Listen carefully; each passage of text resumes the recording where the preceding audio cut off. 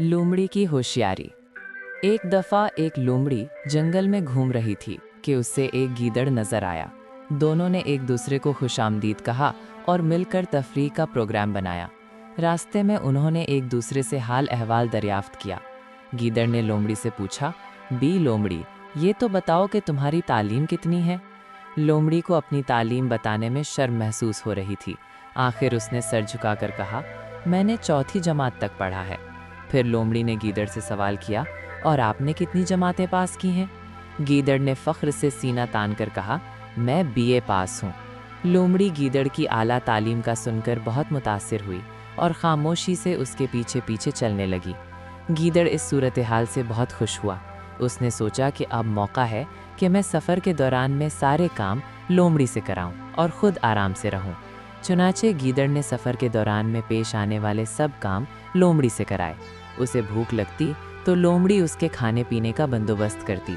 अगर कहीं कुछ बोझ उठाना होता तो वो लोमड़ी को हुक्म देता, इसे कंधे पर उठाकर ले चलो। लोमड़ी अगर कुछ कहना चाहती तो वो उसे खामोश कर देता। लोमड़ी ने पहले तो बर्दाश्त किया, लेकिन आखिर वो गीदड़ के रवैये से तंग आ गई। चलते चलते उन्हें सामने से एक शेर आता हुआ दिखाई दिया। शेर भूखा था।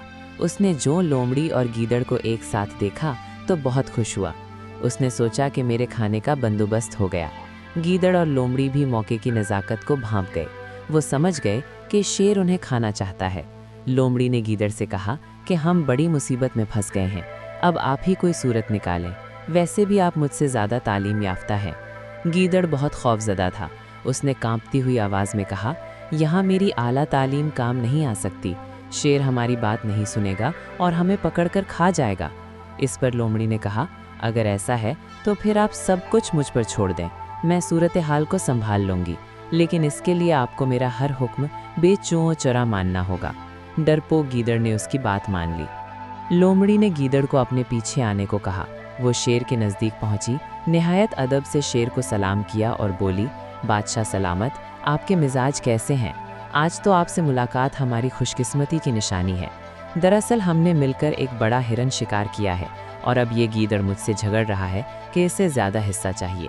आपकी बड़ी मेहरबानी होगी अगर आप इस मामले में हमारे दरमियान फ़ैसला करा दें। ये सुनकर शेर बहुत खुश हुआ। उसने सोचा कि पहले मैं इनका शिकार किया हुआ हिरन खाऊंगा और उसके बाद इन दोनों को हड़प करूंगा।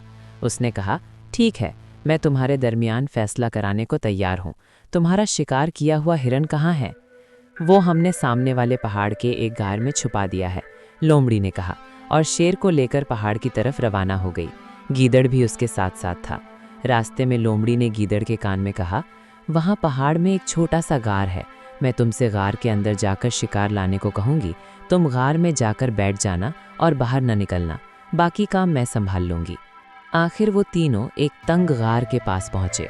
लोमड़ी ने गीदड़ को कहा, चलो तुम गार में जाओ और हिरन को खींचकर बाहर ले आओ। गीदड़ फौरन अंधेरे गार में घुस गया और अंदर जाकर बैठ गया। शेर और लोमड़ी दोनों ने बहुत देर इंतज़ार किया, लेकिन गीदड़ को ना बाहर आना था ना आया।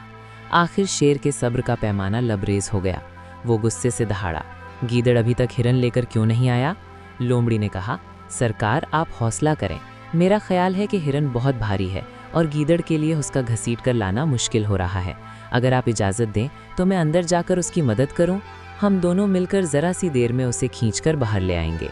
शेर ने कहा, ठीक है, लेकिन जल्दी वापस आना, मुझे एक बहुत ज़रूरी काम से जाना है।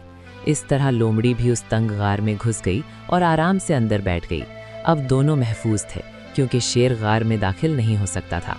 थोड़ी देर बाद लोमड़ी ने चीख कर कहा, मियाँ शेर, हम अपने शिकार की तकसीम पर रजामंद हो गए हैं। अब हमें आपकी ज़रूरत नहीं। अल्लाह हाफिज़। शेर बेचारा अपना सा मुँह लेकर रह गया और सर झुकाकर जंगल की तरफ रवाना हो गया।